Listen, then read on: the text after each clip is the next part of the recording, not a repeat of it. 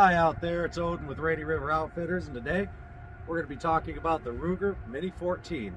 We're going to be discussing its history, how it's got its name, and where it's still in use today. Stay tuned. The Ruger Mini 14 needs no introduction, but just to bring you guys up to speed in case you didn't know, Bill Ruger was the marketing genius and one of the founders of the Ruger company. He and his design team brought us the Standard Auto, the Single 6, and the 1022, which I've done a video on if you guys want to check it out. I really appreciate all the support I've been getting over here from you guys. Make sure you like, subscribe, and ding that bell icon to be notified when I have some new content coming out. I'm shooting for every Friday to do a new release of a new video. So with that said, let's jump right into it. In 1967, Sullivan and Ruger began the process of shrinking the M14 service rifle into a more compact version chambered in .223 Remington. The project took 6 years, and it came out in 1973 with the Mini 14's mass production beginning in 1974. And just a quick thing, this right here is not your standard Mini 14. This is the Mini 14 GB. The GB is argued over. Many people say it's government bayonet, some say it's government barrel. I am on the government barrel side. This firearm right here has been used in police departments around the country. It's been used in prison systems, and it's still being used in many other countries to this day. While the name Mini 14 derives directly from the U.S. rifle 7.62 M14, it's by no means an exact scaled-down replica. The rotating bolt appears to be shrunken down right there, and it's more it's a version of the grand design used in the M14, and the fire control is basically the same design, minus the full auto capabilities of the larger weapon. The similarities pretty much end there. The M14 has a rather complex gas system consisting of an operating rod, a piston, gas cylinder, and a gas plug.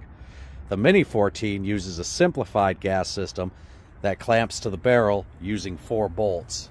And you'll see those 4 bolts right up in here and right over there. It has a gas pipe and slide assembly, which Ruger's version of the M14 operating rod. Given this, it might be fair to say that the name Mini 14 is a bit of an understatement for it, as it's not a miniature of anything. It's actually a firearm all its own. The Mini 14 exemplifies the overall business ethos of Bill Ruger, which was to make it simple and affordable firearm that borrowed design details from past firearms, bringing them to market using economical, viable investment castings and leaving out fine fit and finish details. The Mini 14 was considered the working man's rifle, just pure and simple. Because of this, Ruger's Mini 14 was often called the poor man's AR-15 due to its original price point being under $200. However, that's not exactly an accurate statement, as the Mini 14 today, you'll find it on shelves for around $1,300, and some of these older models, especially the GB model, they tend to go for more money than that. I've seen them as high as $2,000 and as low as around $900. In the early 1970s, a brand new Colt SP1, the original version of what would become the incredibly popular AR-15, sold from anywhere between $200 and $250. So that basically put the Mini 14 and the AR-15 in the same category as far as price-wise goes. And that ran along in the lines from the mid-70s until the 90s. Colt and Ruger competed head-to-head in the small and high-power semi-auto rifle market. For a period of time, the Ruger held one distinct advantage. It didn't look like the rifle that most Americans had only seen in newsreels from the Vietnam War, nor was it plagued with rumors of unreliability. It had a classic look that didn't allude to scare Americans and bring back the involvement that was brought on by the unpopular war. Despite its roots in military design, it was not the extreme-looking black rifle carried by soldiers and Marines overseas, and therefore it appealed to civilians, police departments, and correctional institutions that sought the firepower available from either platform. These were the days before American cities had SWAT teams They were the days when patrolmen wore dress shoes and carried a 6-shot revolver. The idea of police having a shootout with heavily armed gunmen was considered far-fetched by the average person. To compete with the multiple options offered by their competition, Ruger expanded its catalog. The Mini 14 GBF model featured a paratrooper-style folding stock with a pistol grip, threaded barrel with a flash hider, and bayonet lug.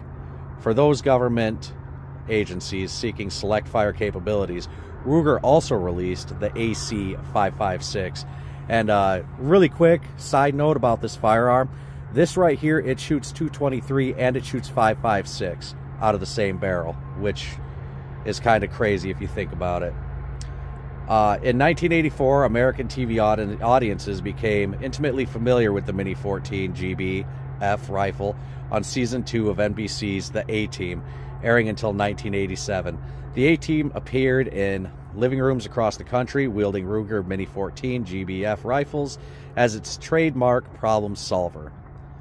Commonly mistaken for the full auto capability AC-556, the rifle used that the A-Team used were semi-auto only, and were portrayed as such by the cast, who had been seen repeatedly pulling the trigger on screen. In 1982, a demand for a reliable optics mounting solution led to the release of the Ranch rifle.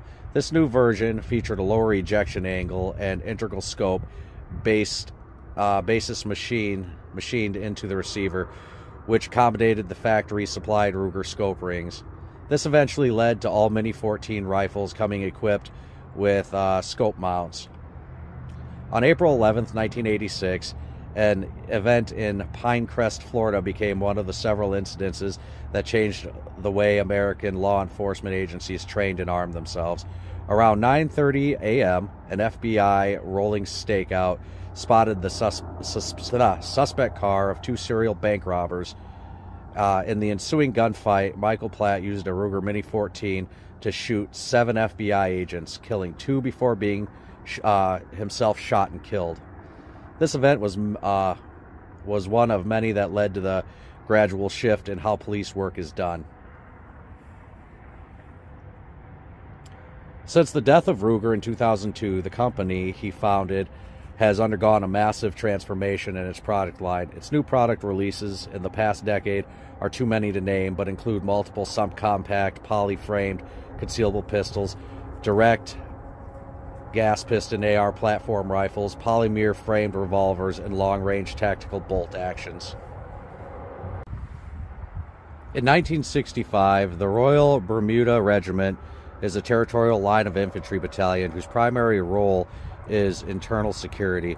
Initially equipped with the British Army's L1A1 self-loading rifle, the Mini 14 was selected by the Royal Bermuda Regiment in 1983 to replace the L1A1. The 1980s saw a number of other British Army affiliate units move away from the L1A1, with the Falkland Islands Defense Force selecting a different unit. The Mini 14 GB, the one that you're looking at right here, semi-automatic rifle, was taken into 1964, started being used for them. The Mini 14 was developed in the 1960s, as we talked about earlier.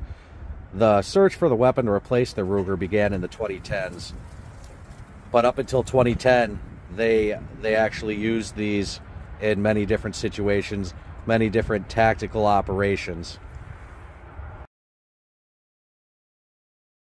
The Mini 14 uses a rock and lock style magazine where you take it, you pop it out.